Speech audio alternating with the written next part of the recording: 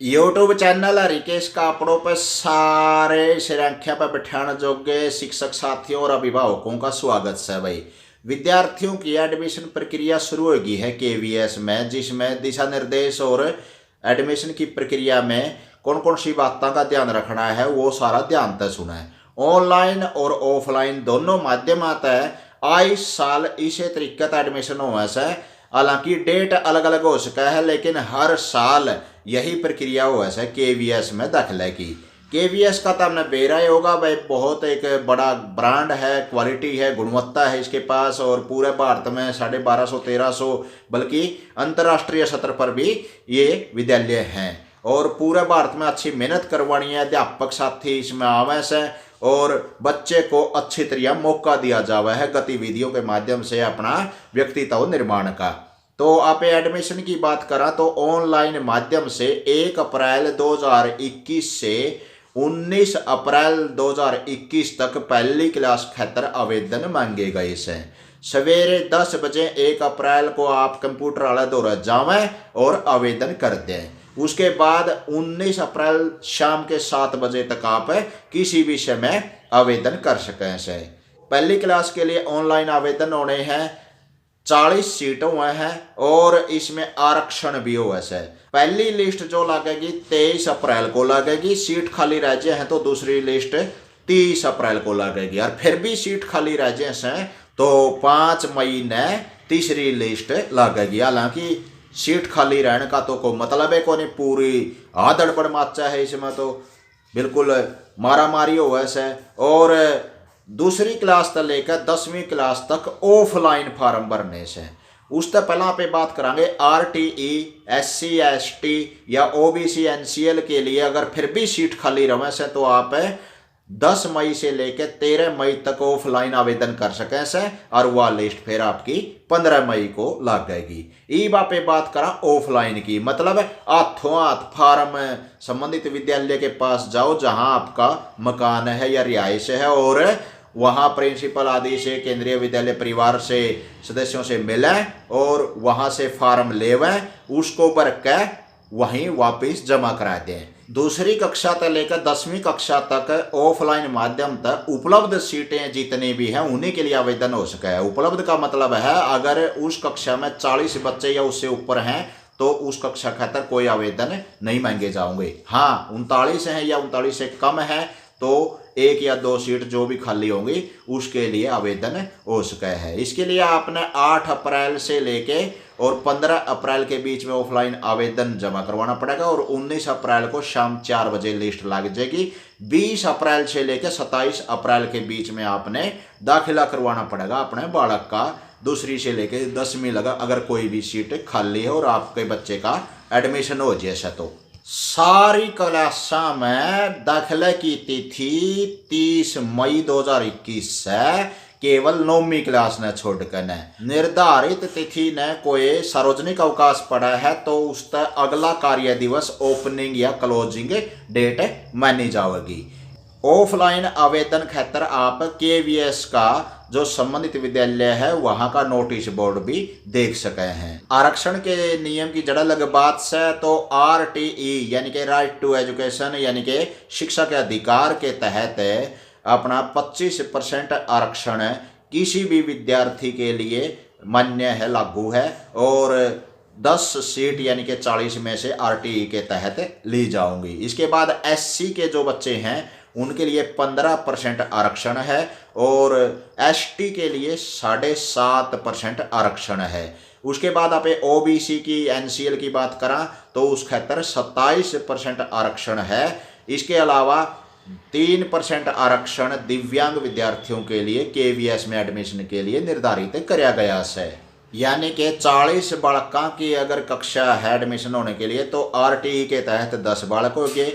SC वर्ग से संबंधित आरक्षण के हिसाब से अपने 6 बालक होंगे, और ST वर्ग के अपने 3 बालक होंगे, और दिव्यांग 3% आरक्षण है, और OBC के लिए अपने 11 बच्चे 40 में तक दाखिल हो सकें से।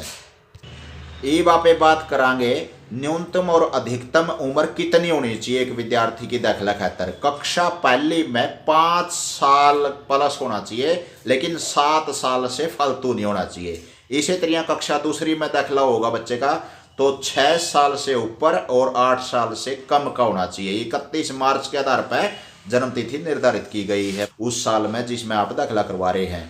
और ये जो पोस्ट है जरूरी को नहीं भाई 2021 में ही मान्य हो, प्रक्रिया वही है, डेट थोड़ा सा आगे पीछे होती रहो है 10-5 दिन की, हर साल यही प्रक्रिया हुआ है एडमिशन की केवीएस में।